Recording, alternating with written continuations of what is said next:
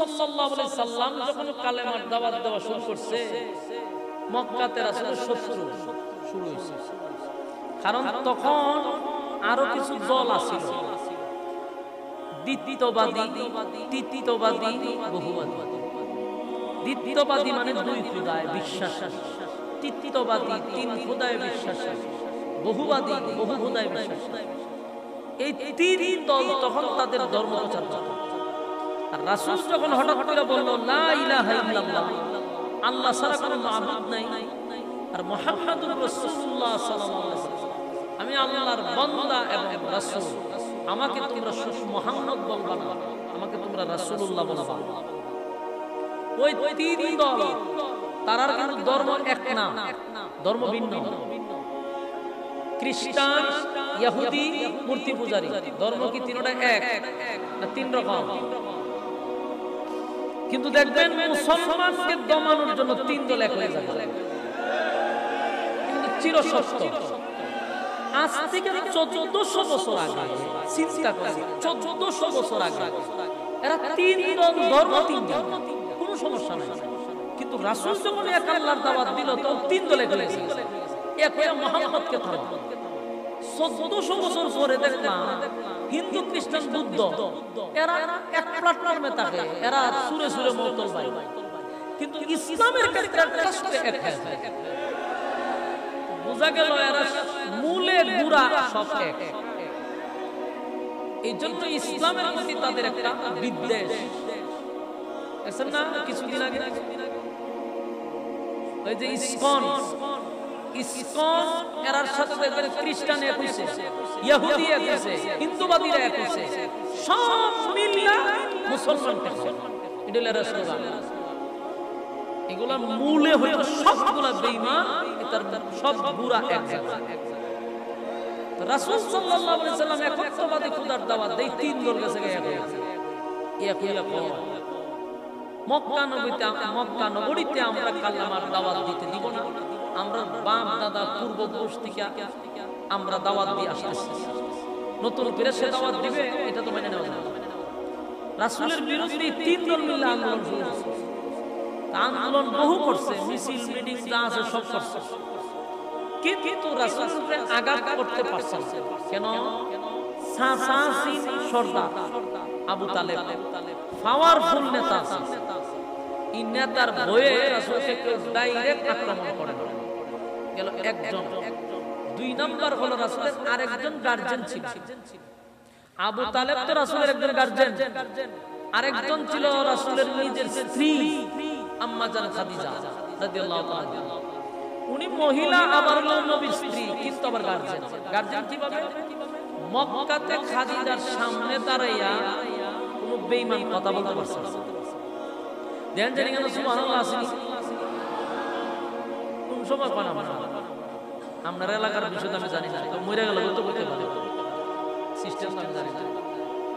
আম্মা জান খাদিজা একজন মহিলা মানুষ, কিন্তু নবীর বিরুদ্ধে কথা বলে, কিন্তু খাদিজার সামনে বলে না। নবীর উপরে আক্রমণ করবে, কিন্তু খাদিজার সামনে দাঁড়ালে আর করবে না।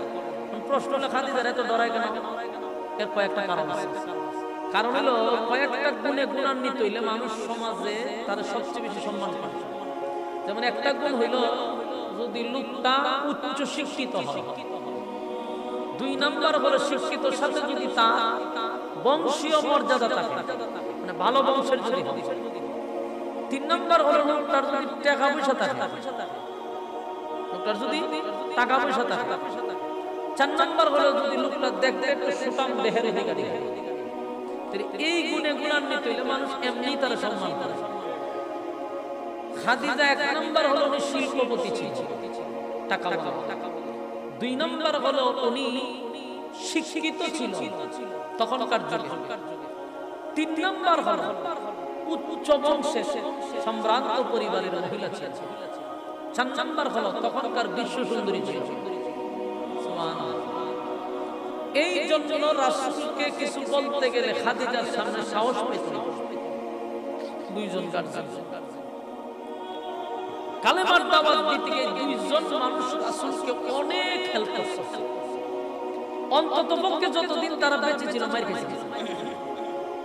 রাসূল মারি খায় না এইখানে কথা কয় কাটা পোশাক লাগে আর রাসূল কোনো দায়িত্ব নিতে হবে রাসূল সাল্লাল্লাহু আলাইহি সাল্লামকে টাচ করার কি করছে না সাহস পায় না কারণ দুইজন গার্জিয়ান পাওয়ার পর কালেমার দাওয়াত দিতেছে অপপ্রচার চলতেছে কিন্তু মারার সাহস কিন্তু দেখেন ঘটনাটা কি ঘটনা আম্মা জান খাদিজা দুনিয়া থেকে বিদায় হয়ে গেছে তো রাসূলের একটা সাইড শেষ সুখের কথা দুঃখের কথা আম্মা জানের কাছে বলতো কোনো সমস্যা হলে খাদিজার কাছে রাসূল বলতো আম্মা জান খাদিজা রাসূলকে সান্ত্বনা দিত খাদিজা মারা গেল কিছুদিন যেতে না যেতেই রাসূলের আরেকজন গার্জিয়ান আবু তালেব চাচা আবু তালেব উনিও মারা গেছে এখন বলেন এই দুইটা লোক কালেমার দাওয়াত দিতে সবচেয়ে বেশি ভূমিকা রাখছে দুজন মারা গেছে রাসূল কতটা অসহায়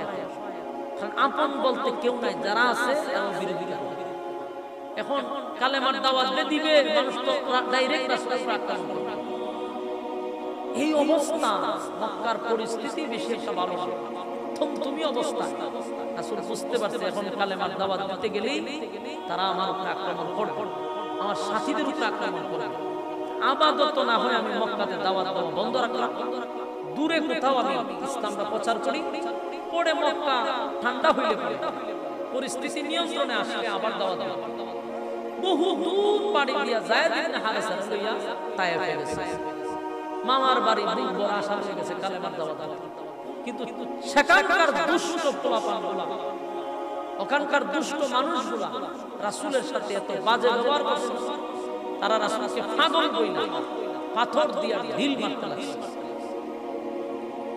আপনাদের নাউজুবিল্লাহর আওয়াজে বোঝা যায় যে রাসূলকে কতটুকু ভালোবাসে এখানে তো অনেক জিলাপির আশেক আছে বিরানির আশেক আপনারা আছে বিরানি যদি বিতানের চেয়ে বেশি আওয়াজ করছে অত সামান্য বিরে ঢিল মারছে আপনারা আওয়াজে বোঝা যায় বেশি একটা ব্যথা পাইছেন আপনারা এগুলো ভালোবাসার বহিঃপ্রকাশ আল্লাহর রাসূলকে এতভাবে আঘাত করছে যে শরীরের চামড়া ফেটে রক্ত বাহির হচ্ছে আপনি বলেন কতটুক জোরে ঢিল মারলে পড়ে চামড়া ফেটে রক্ত বাহির হয়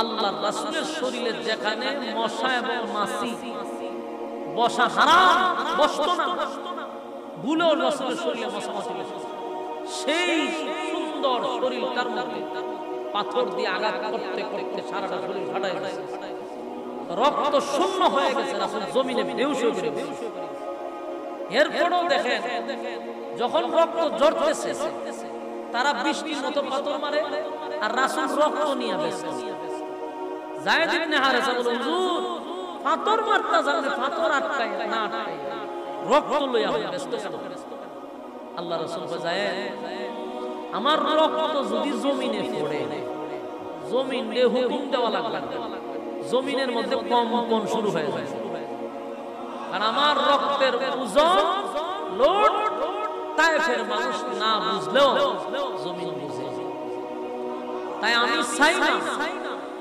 আমার রক্ত যদি জমিনে পড়ে তার ক্ষতি হয়ে যায় তাই আমি চাই রক্ত যেন জমিনে না পড়ে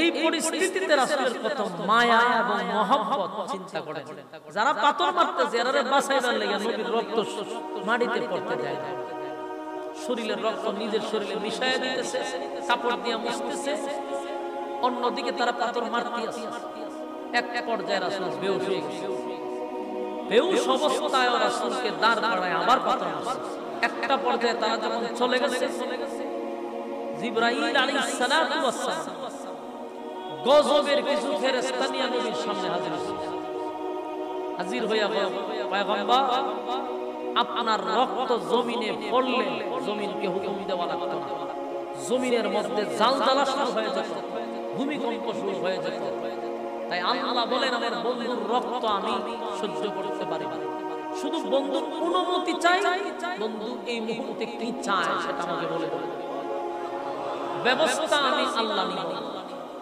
জিবরাইল কয় হুজুর আমার ডাইনে আমার বামে সব গজবের ফেরেশতা আপনি খালি হুকুম দিবেন তায়েফ ধ্বংস তায়েফের মাটি উপরে তুললা আবার উল্টায়া আসার মেরে ফেলবেন খালি হুকুম দেন, কিন্তু আমার নবী হলেন রাহমাতাল লিল আলামিন। সুবহানাল্লাহ। ওমা আরসালনাকা ইল্লা রাহমাতাল লিল আলামিন। খবরটা গেছে গেছে আল্লাহ বলেন আমি পয়গম্বরকে পাঠাইছি তোমাদের জন্য রহমত স্বরূপ। যদি নবীকে রহমত স্বরূপ না পাঠাইতো তায়েব থাকতো একদম শুনে। ওমা আরসালনাকা ইল্লা রাহমাতাল লিল আলামিন। আল্লাহ রাব্বুল আলামিন বলেন আমার পয়গম্বরকে আমি তোমাদের জন্য রহমত স্বরূপ পাঠাইছি। শুধু মানুষের জন্য রহমত নয়, আসমান জমিন সূর্য চন্দ্র গ্রহ নক্ষত্র পাহাড় পর্বত সাগর নদী নালা হাল বিল কীট পতঙ্গ সমস্ত মাখলুকাতের জন্য আমার নবী হলেন রহমত। আল্লাহর নবী বলেন জিবরাইল গজবের ফেরেশতা নিয়ে আসছো, আমি হুকুম দিলে সব ধ্বংস করে দিলাম। জিবরাইল নেই, তাই ফের মানুষ যদি ধ্বংস হয়ে যায়, সব ধ্বংস যদি হয়ে যায়, বলো না আমি নবী কোথায় যাওয়া যায়? যারা আমারে রক্তাক্ত করছে, যারা আমার উপরে আঘাত করছে, আমি জানি তারা আমারে না বুঝে আমার উপরে একের পর এক পাথর মারছে। কিন্তু তুমি যদি তাদেরকে ধ্বংস করে দাও, বলো আমি তায়েফে কোথায় গিয়ে আমি কালেমার দাওয়াত দিব? জিবরাইল আলাইহিস সালাতু ওয়াস সালাম বলেন পয়গম্বর তাহলে আপনি বলুন আমি কি রিপোর্ট নিয়ে আল্লাহর কাছে যাব? আল্লাহর নবী বলেন এ জিবরাইল আল্লাহর কাছে জানায়া দাও মালিক যেন এই তায়েফবাসীকে হেদায়েত দান করে। সুবহানাল্লাহ। এত রক্তাক্ত হওয়ার পরেও, এতটা রক্তাক্ত হওয়ার পরেও আল্লাহ পয়গম্বর মালিকের কাছে তাদের হেদায়েতের ভিক্ষা চায়। এ মালিক আমাকে তারা না বুঝে আমার উপরে আক্রমণ করছে গো, তুমি তাদেরকে হেদায়েত দান করে দাও। ঠিক রক্তাক্ত শরীর লইয়া আঘাতের পর আঘাতের জখম নিয়া পয়গম্বর আবার মক্কায় ফিরে আসছে। আমার কথাগুলো একটু দিলের কান লাগায় শুনেন। সূরা কাউসার আল্লাহ কেন নাযিল করলো একটু মনোযোগ দিয়ে শুনলে বুঝতে পারবেন। নবী কতটা আঘাতপ্রাপ্ত, কতটা ব্যথায় ব্যথিত ছিল। একদিকে হলো কলিজার টুকরা স্ত্রী দুনিয়ার থেকে বিদায় হয়ে গেল। উনি শুধু নবীর স্ত্রী ছিল না, নবীর একজন গার্জিয়ান ছিল। নবীর সুখের কথা দুঃখের কথা আম্মা জান খাদিজাকে বলতো।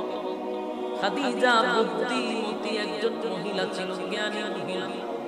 আমার নবীর পাশে সব সময় ছিল, নবীর সান্ত্বনার ভিতরে। তাই নবীর বড় কষ্ট পাইছে যখন আম্মা জান খাদিজা দুনিয়া থেকে বিদায় হয়ে গেছে। কলিজার টুকরা চাচা আবু তালেব,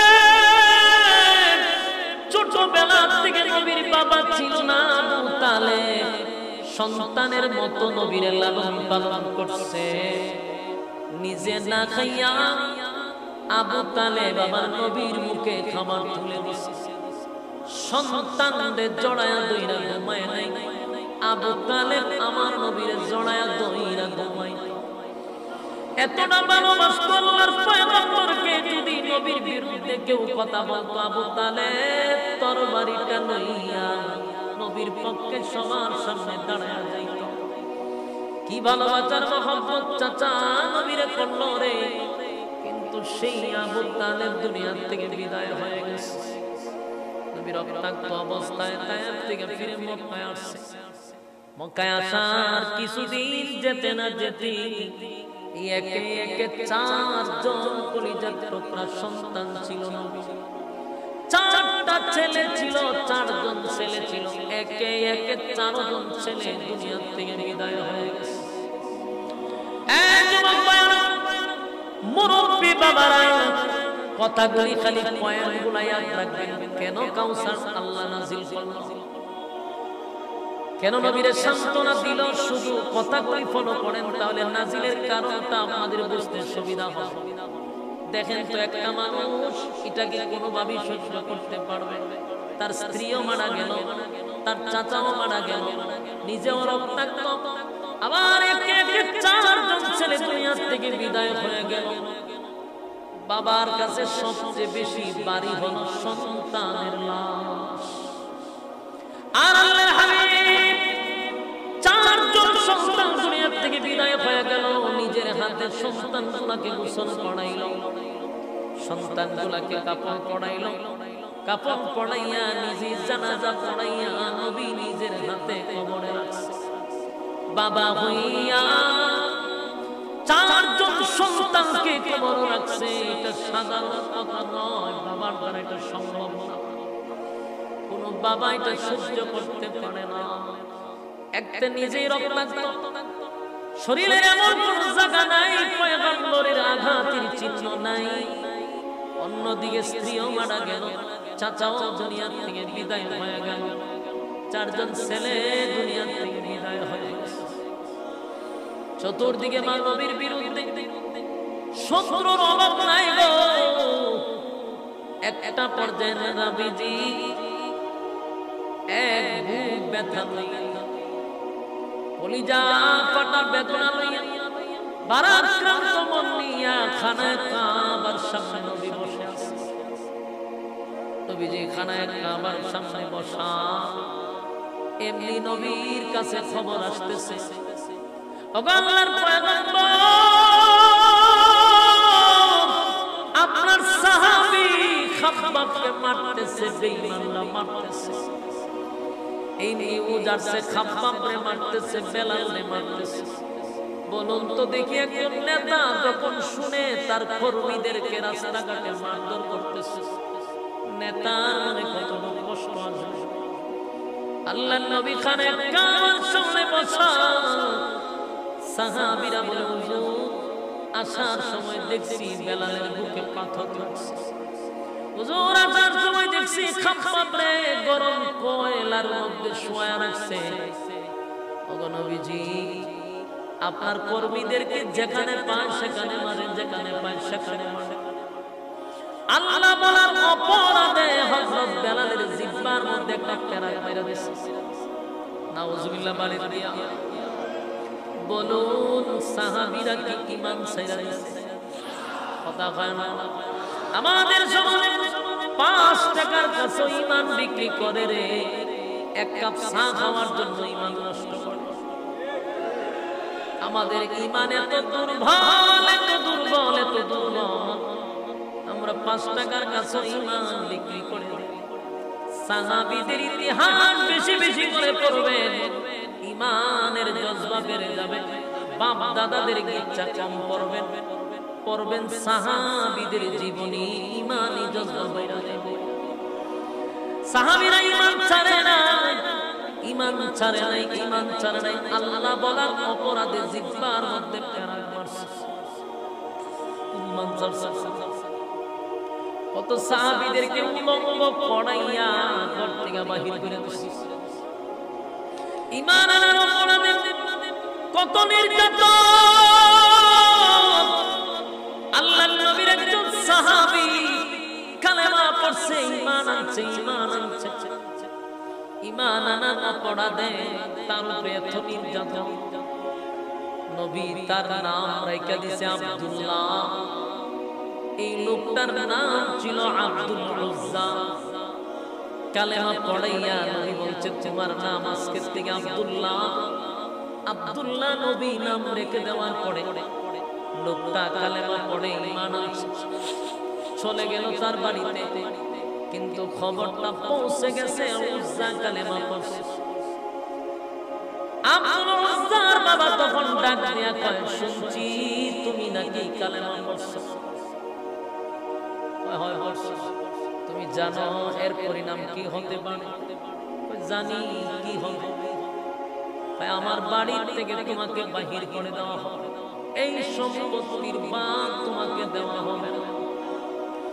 আব্দুল উজ্জা যার নাম আব্দুল্লাহ রাখা হয়েছে। আব্দুল্লাহ বলে বাবা গো,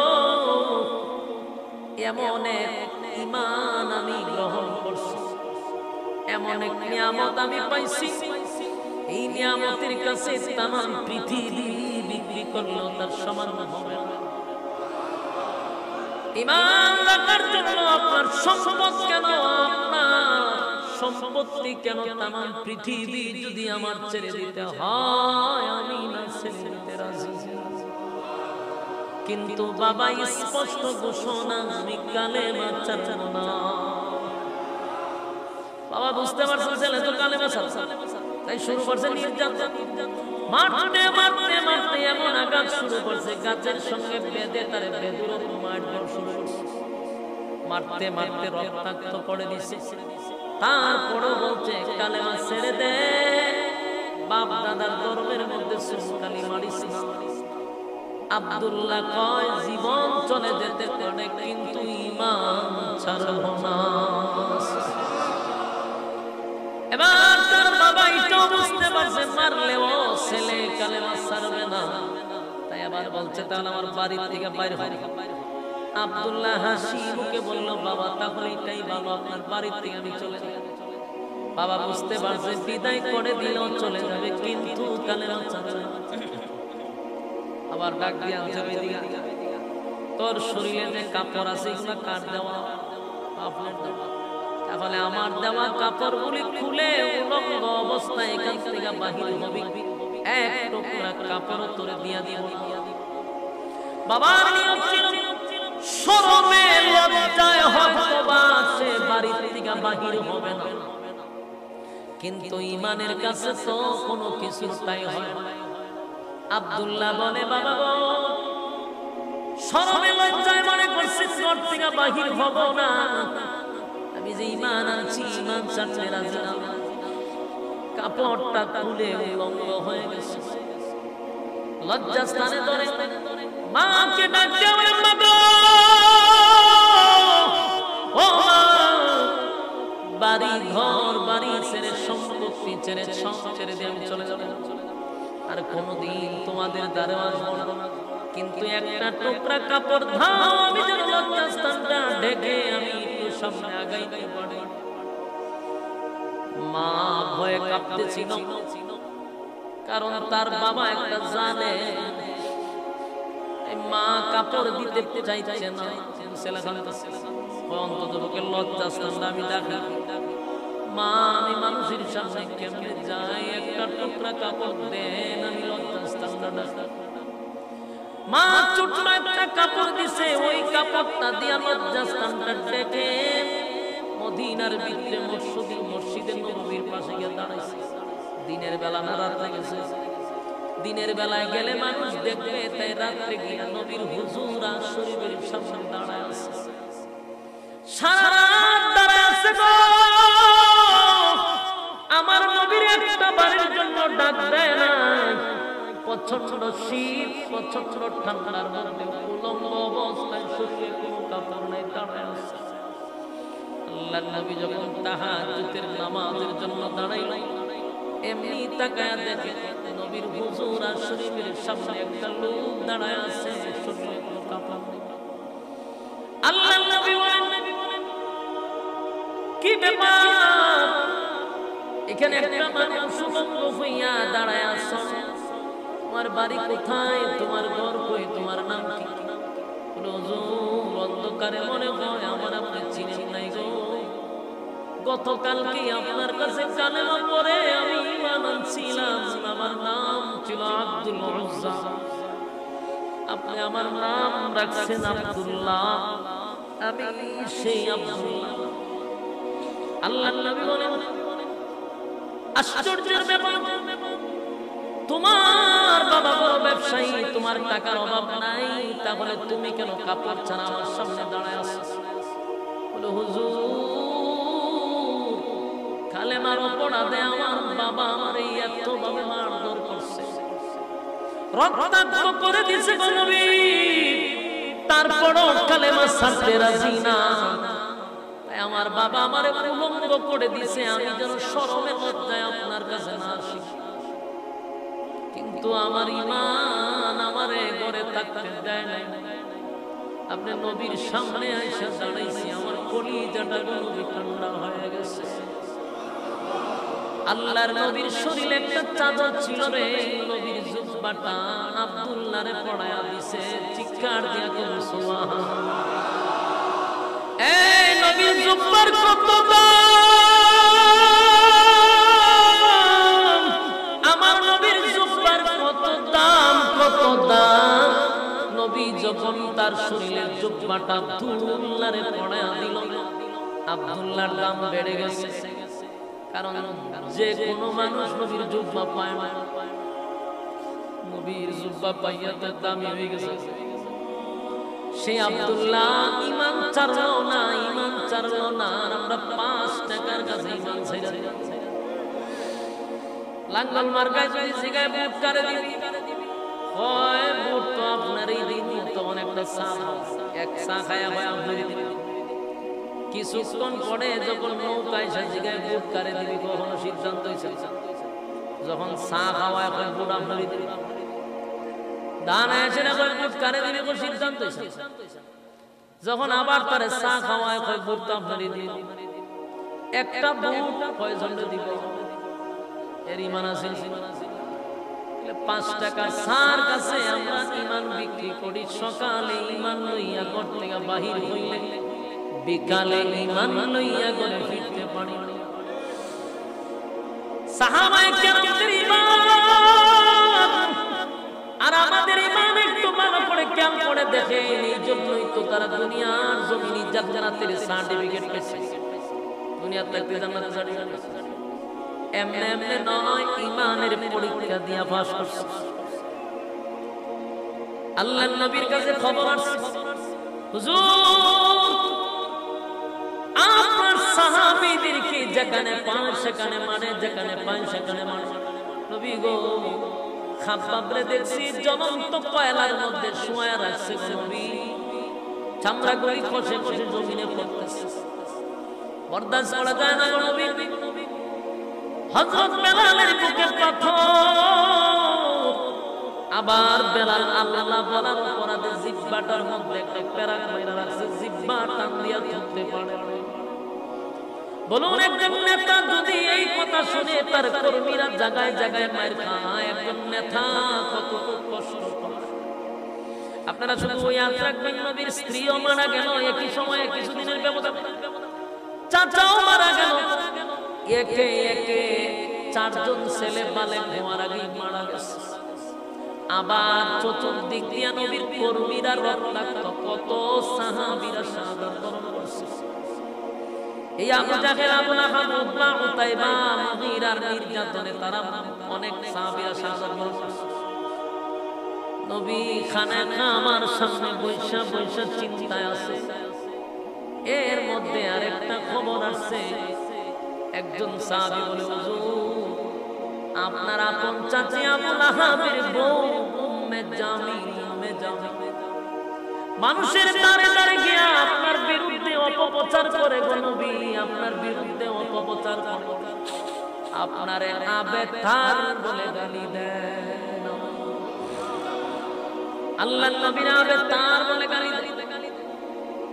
ওই আবু লাহাবের বউ মানুষের দ্বারে দ্বারে গিয়া কয়, তোমরা জানোনি মুহাম্মাদের দ্বীন ধর্ম বেশি দিন টিকবে না, মুহাম্মাদের নাম নেওয়ার মতো কেউ থাকবে না, মুহাম্মাদের নাম বলার মতো কেউ থাকবে না, কেউ থাকবে না। এমন কথা যখন বলা শুরু করলো, মুহাম্মদ তো আবেতার, আবেতার। আবেতার শব্দের অর্থ হলো নির্বংশা, লেজ কাটা, আটকুরা। জোরে বলেন নাউজুবিল্লাহ। আমার নবীর আটকুরা বলে গালি দেয় রে। আমার নবীর 4টা ছেলে মারা গেছে, আপন চাচি হইয়া মানুষের দ্বারে দ্বারে গিয়া মুহাম্মাদের নাম নিশানা করবে না। মুহাম্মাদের ছেলেগুলা মারা গেছে, তার নাম নেওয়ার মতো মক্কায় কেউ থাকবে না। আল্লাহর নবীর কাছে নিউজ গেল, পয়গম্বর চতুর্দিকে ব্যথায় ব্যথিত, ব্যথায় ব্যথিত।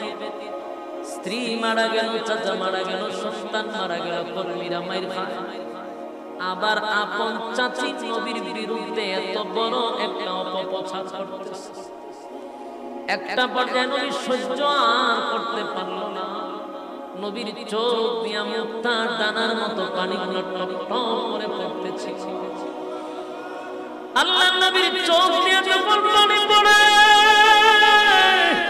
নবী যখন কান্না শুরু করে দিল, কান্না শুরু করে দিল, ঠিক এই মুহূর্তে একজন সাহাবী নবীর চেহারার দিকে তাকায় আছে। নড়াচড়া করতেছে না আবার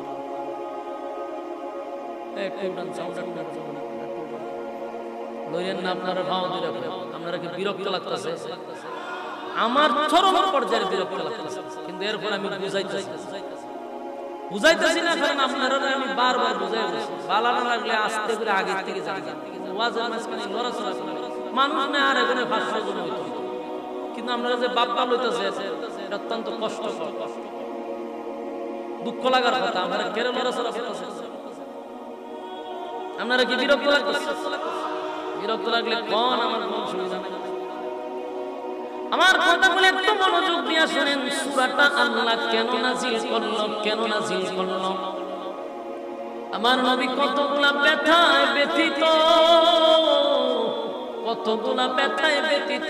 ছেলেও 4 জন মারা গেল, বালেগ হওয়ার আগে। নিজে রক্তাক্ত হয়ে আইছে তায়েফের ময়দান থেকে।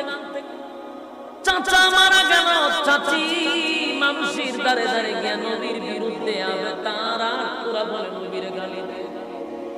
ব্যথা সহ্য না করতে পেরে খানা কামার সামনে বসিয়া নবীর চোখ দিয়া মুক্তার দানার মতো পানি ছিটতে লাগলো। নবী যখন কাঁদতে লাগলো, আমার আল্লাহ তখন জিবরাইলকে পাঠায়া বলে, জিবরাইল রে, আমার বন্ধুর চোখের পানি আমি বরদাস্ত করতে পারি না।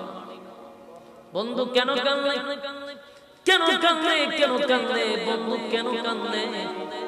নবী যখন কাঁদতেছে, হঠাৎ করে নবী কাঁদতে চোখের পানি ঝরতেছে, হঠাৎ করে নবী একটা পর্যায়ে তন্দ্রায় চলে গেছে। তন্দ্রা বুঝেননি? অঙ্গাণু জীবাণু, এটা তন্দ্রা। নবী যখন তন্দ্রায় চলে গেছে, হঠাৎ করে সাহাবীরা তাকায় দেখে নবী মুস্কি মুস্কি হাসে। এতটা কষ্টের মধ্যে নবী মুস্কি হাসি দিল, এটা তো রহস্যজনক।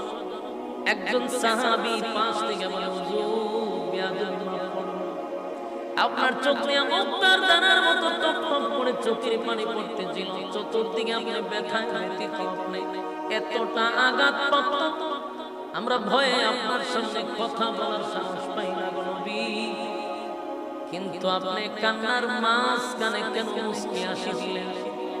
আল্লাহর নবী তখন বলেন, সাহাবীরা রে, এই মুহূর্তে আমার কাছে একটা সূরা নাযিল হইছে, সূরাটার নাম হলো সূরা কাউসার।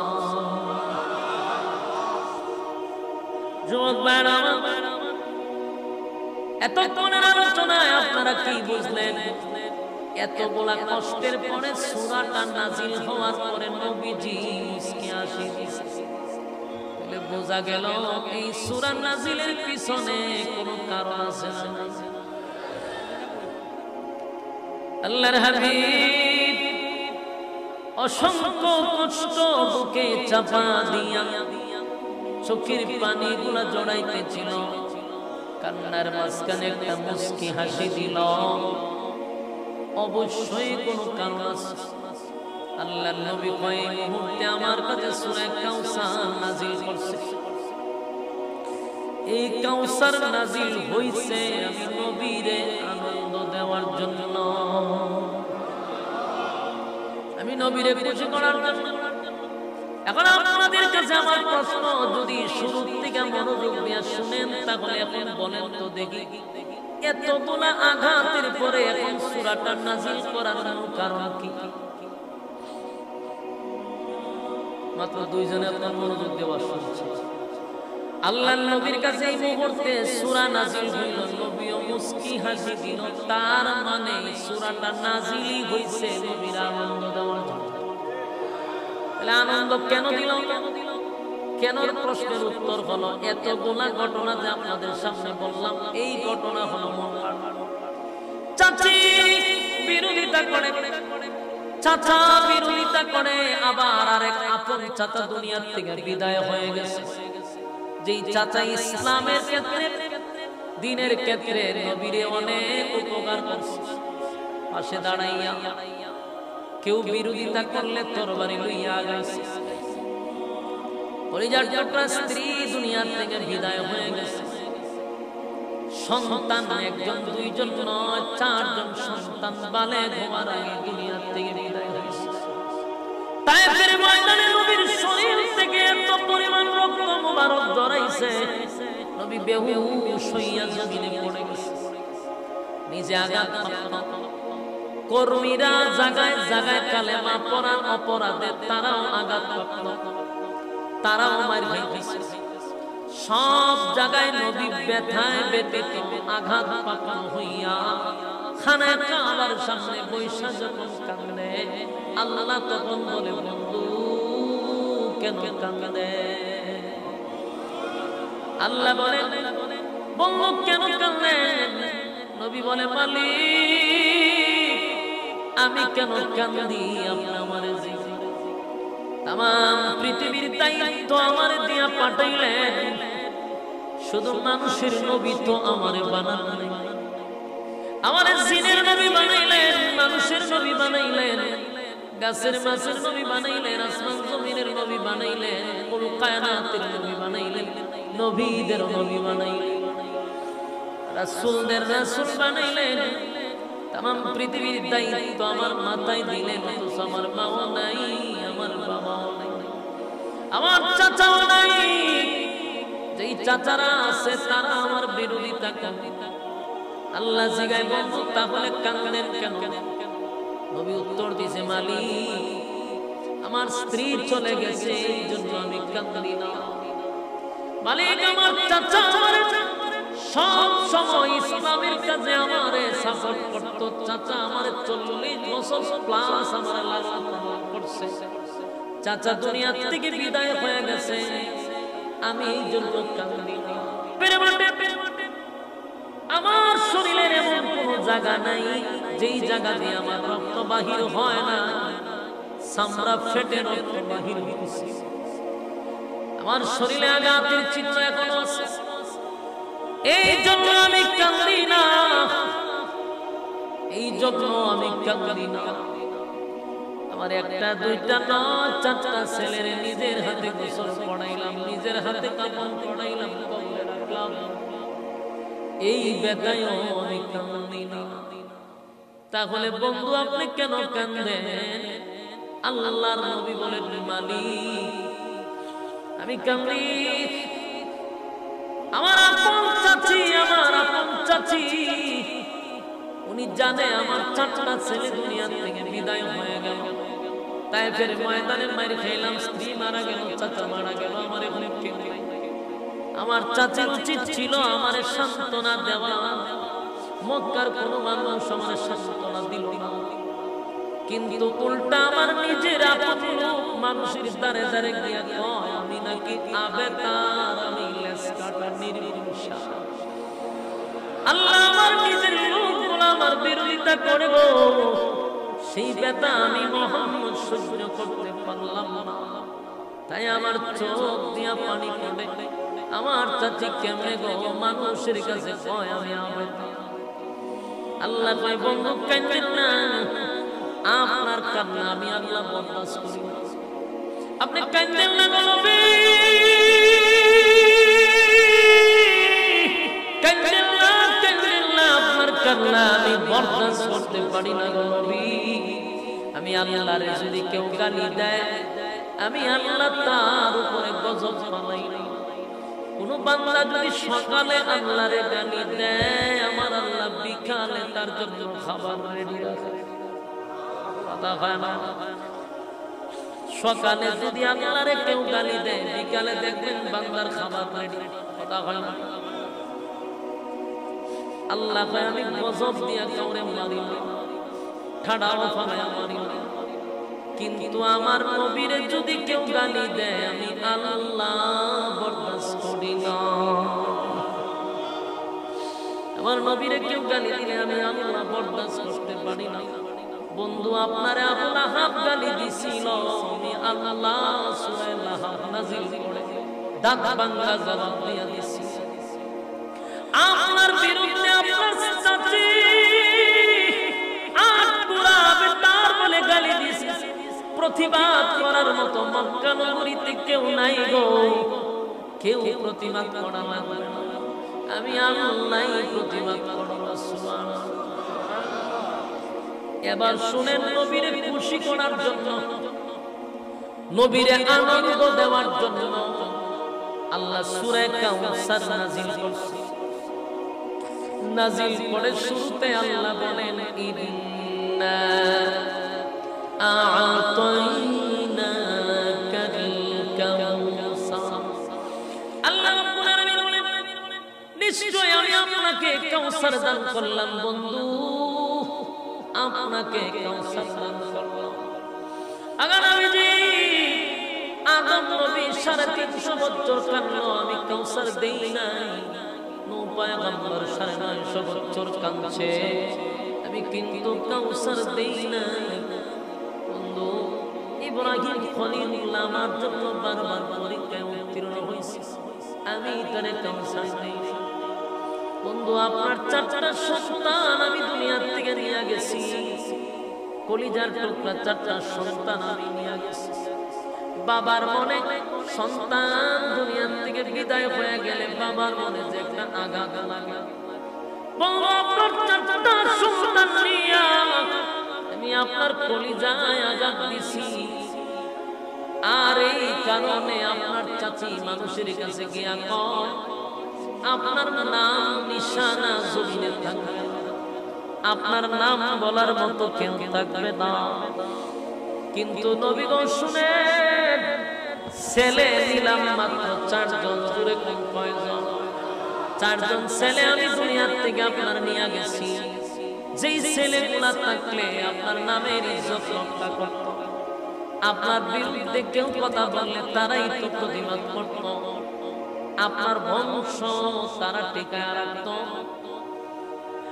আমার 4 জন ছেলে নিয়ে গেছি, যে কষ্ট আপনারে দিছি তার থেকে বেশি আনন্দ আপনাকে দিব। নিলাম তো মাত্র 4 জন, কিন্তু আমি আল্লাহ আপনাকে দিলাম কোটি কোটি হাজার কোটি রূহানি সন্তান। আগামী সন্তান যদি আপনার 4 জন থাকতো তাহলে আপনার নামের হেফাজত করতো, আপনার ইজ্জত ধরে রাখতো। আমি আপনার সন্তান নিছি 4 জন, আপনাকে বিনিময়ে কোটি কোটি হাজার কোটি রূহানি সন্তান দিলাম, যারা আপনার ইজ্জতের হেফাজত করবে। আর নবীর রূহানি সন্তান কারা জানো? আমরাই হলাম নবীর রূহানি সন্তান। এই যারা নবীর আল্লাহ এবং নবীর তরিকায় চলে তারাই হলো নবীর রূহানি সন্তান। আল্লাহ কয় বন্ধু আপনার ছেলে থাকলে আপনার ইজ্জত করে রাখতো, ঠিক কিয়ামত পর্যন্ত আপনার রূহানি সন্তানরা আপনার ইজ্জত করে রাখবে। কথা দিয়ে হই না দেখে আশিকে রাসূল না সব আশিকে বিরানি। হ্যাঁ কথা বলি, আমরা নবীর রূহানি সন্তান, কথা বলো, নবীর রূহানি সন্তান, নবীর রূহানি সন্তান। তাই নবীর ইজ্জত রক্ষা করা আমাদের ঈমানি দায়িত্ব। কথা বল না, নবীর ইজ্জত রক্ষা করা আমাদের ঈমানি দায়িত্ব। কিন্তু নবীর বিরুদ্ধে যদি কথা বলা হয়, নবীর ইজ্জত যদি ছোট করা হয়, আপনারা কি রূহানি সন্তান ঘরে বসা থাকবেন? অলরেডি 16 বছর বসে রয়েছে। লজ্জা থাকা দরকার। আপনাদের ঈমান কতটুকু আল্লাহ ভালো জানে। এই দেশে 16 বছর আমার নবীর বিরুদ্ধে বহু অপপ্রচার করা হয়েছে। ব্লগারদেরকে দিয়ে মুসলমানের কলিজায় আঘাত দিছে। কত ব্লগার আমার নবীর বিরুদ্ধে ফেসবুকে লেখছে, কত গালাগালি করছে। এর প্রতিবাদে আপনারা লামছেন কম, লামেন নাই, কারণ আশেকে বিরানি বেশি বাংলাদেশে। সত্যিকারের আশেক পাওয়া বড় কঠিন। আমাদের উলামায়ে কেরামরা মাঠে লামছে নবীর ইজ্জত রক্ষার জন্য। আর 16 বছরের ফেসিসের বাহিনী, গুন্ডা বাহিনী আলেমদেরকে পাখির মতো দূর করে মারছে। ইতিহাস আমরা কিন্তু বলছি। আমার কথা বলো, 300 আসনে যদি 300 এমপি থাকে, তারা তো নিজেদেরকে ইমানদার দাবি করত, মুসলমান দাবি করত।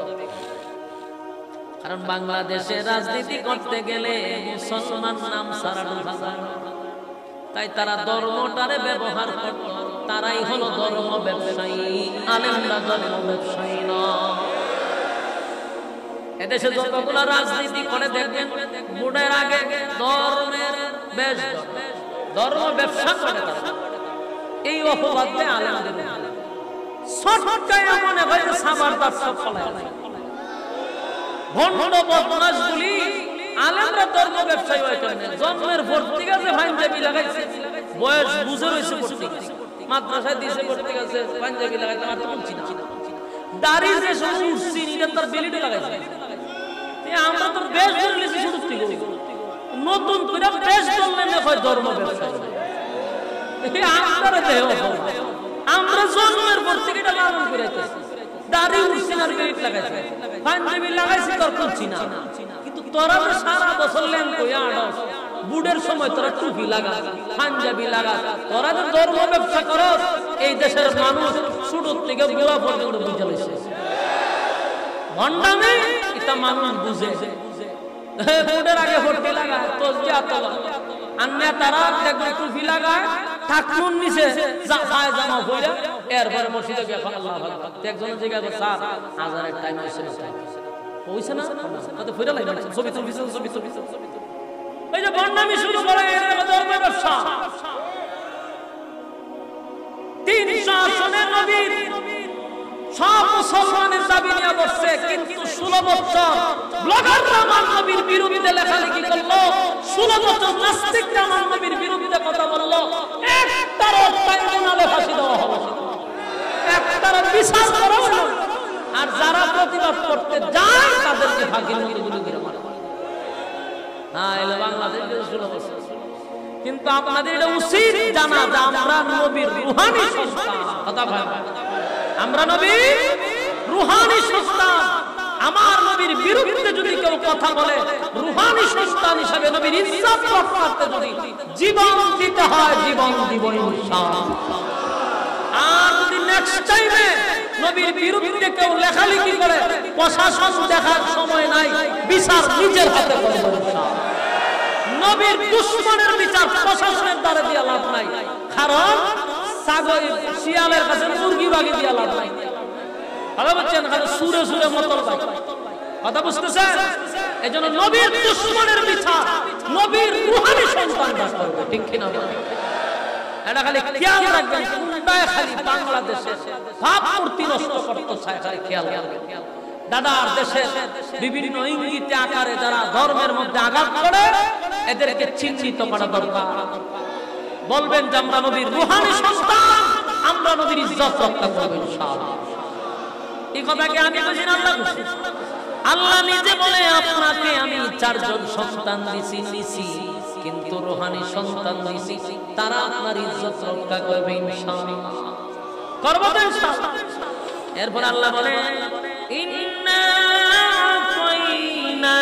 আতাইনাকাল কাউসার ফাসাল্লি লিরাব্বিকা ওয়ানহার ইন্না শানিআকা হুয়াল আবতার।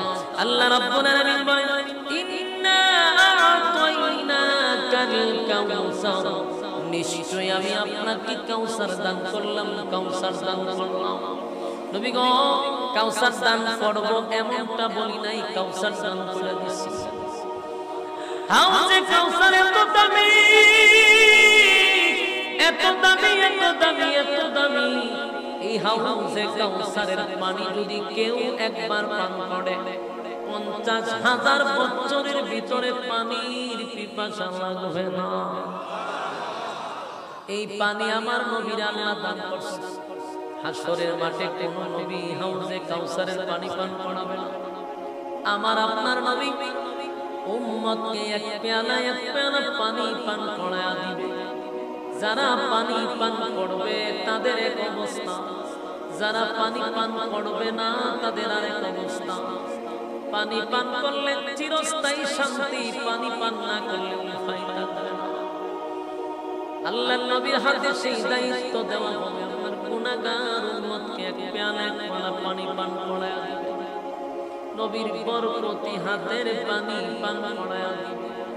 যুবক ভাইরা আমার, আল্লাহ বলেন ফাসাল্লি লিরাব্বিকা ওয়ানহার ইন্না আতাইনাকাল কাউসার ফাসাল্লি লিরাব্বিকা ওয়ানহার। আল্লাহ বলেন নবী, আপনি শুধু আপনার রবের জন্য সালাত আদায় করেন আর আল্লাহর রাস্তায় কুরবানি দেন। এখানে কাউসারের পরে সালাতের কথা কেন বলা হলো? কাউসারের পরে সালাতের কথা কেন বলা হলো? ফাসাল্লি লিরাব্বিকা ওয়ানহার। আল্লাহর নবী কাউসার দিল নবীরে, কিন্তু আল্লাহ মাঝখানে নামাজ এবং কুরবানির কথা কেন বললো? এর দ্বারা বোঝা গেল কোন বেনামাজিকে আমার আল্লাহ হাউজে কাউসারের পানি পান করাইতে দিবে না। আল্লাহর নবী বলেন উম্মতেরা শুন, কিয়ামতের ময়দানে কোন বেনামাজি আমার হাতের পানি পান করতে পারবে না। যারা হাউজে কাউসারের পানি পান করতে চান, আপনাদের কাছে আমার রিকোয়েস্ট, বলুন সালাত আদায় করতে হবে কিনা? নামাজ ছাড়া আমার মালিক কিন্তু আপনাকে পানি পান করাইতে দিবে না। সর্বপ্রথম শর্ত হলো মুসল্লি হতে হবে। কথা হয় আরো জোরে,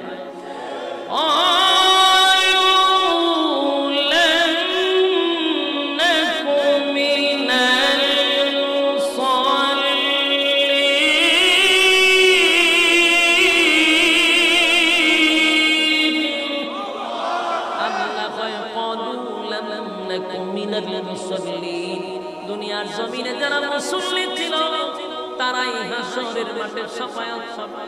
আর যদি মুসল্লি না হয় উপায় থাকবে না। আল্লাহ বলেন ফাসাল্লি লিরাব্বিকা ওয়ানহার। পয়গম্বর আল্লাহর নবীর জন্য সালাত আদায় করেন এবং আপনার নবীর জন্য কুরবানি করেন। এর দ্বারা বোঝা গেল যদি আপনি পানি পান করতে চান সালাত আদায় করতে হবে, আল্লাহর রাস্তায় দান করতে হবে। কথা হয় না? এরপর রব্বে কারীম বলেন দুনিয়ার কোন মানুষ আপনার পক্ষে প্রতিবাদ করলো না। মক্কায় গিয়া তায়েফের ময়দানে গিয়া বন্ধু আপনি মায়ের খেয়া হইলেন, চাচা মারা গেল, আপনার স্ত্রী মারা গেল, সন্তান মারা গেল, বেতায় ব্যতীত কেউ সান্ত্বনা দিল না, উল্টা আপনাকে বললাম না বেতা। তাই কারো প্রতিবাদ করা লাগবে না, আমি আল্লাহ প্রতিবাদ করি। ইন্না শানিআকা হুয়াল আবতার। আল্লাহ বলেন নিশ্চয়ই তারা আবেতার, যারা আপনাকে আবেতার বলছে নিশ্চয়ই তারা নির্বংশা, তারা লেজ কাটা, তারাই নির্বংশা। স্বয়ং আল্লাহ প্রতিবাদ করছে, জুরে সুবহান। আল্লাহ বলেন তারাই আবেতার, তারাই নির্বংশা। ইন্না শানিআকা হুয়াল আবতার। পয়গম্বর আপনি নির্বংশা না, নিশ্চয়ই তারা নির্বংশা, নিশ্চয়ই তারা লেজ কাটা, তারা নির্বংশা, তারা লেজ কাটা, তারা আটপোড়া। এই পৃথিবীতে তাদের নাম নিশানা থাকবে না। আপনার নাম এই পৃথিবী থাকবে যতদিন, নবী আপনার নাম থাকবে ততদিন। পয়গম্বর আমি আল্লাহর নাম থাকবে যতদিন, আপনার নবীর নাম থাকবে ততদিন। কেউ আপনার নাম বলবে না। তাকায়া দেখেন তাম পৃথিবীতে সেকেন্ডে সেকেন্ডে আমার নবীর নাম নেওয়া হয় কি? সেকেন্ডে সেকেন্ডে আমার নবীর নাম নেওয়া হয় রে। সবাই আমার নবীর নাম, কিন্তু আবু জাহেলের নাম কেউ লয় না, আবু লাহাবের নাম কেউ লয় না, উতবা উতাইবার নাম কেউ লয় না। কথা হয় না? তাহলে আমার নবীর নাম সেকেন্ডে সেকেন্ডে নেওয়া হয়। বলুন এই প্রতিবাদটা করলো কে? আল্লাহ পাক। কেউ প্রতিবাদ না করলো, বন্ধু আপনার বিরুদ্ধে কেউ কথা বললে আমি মালিক সহ্য করতে পারি না, চিৎকার দেয়া করুন সুবহান। এই হলো সূরা কাউসার নাযিল হওয়ার মূল কারণ।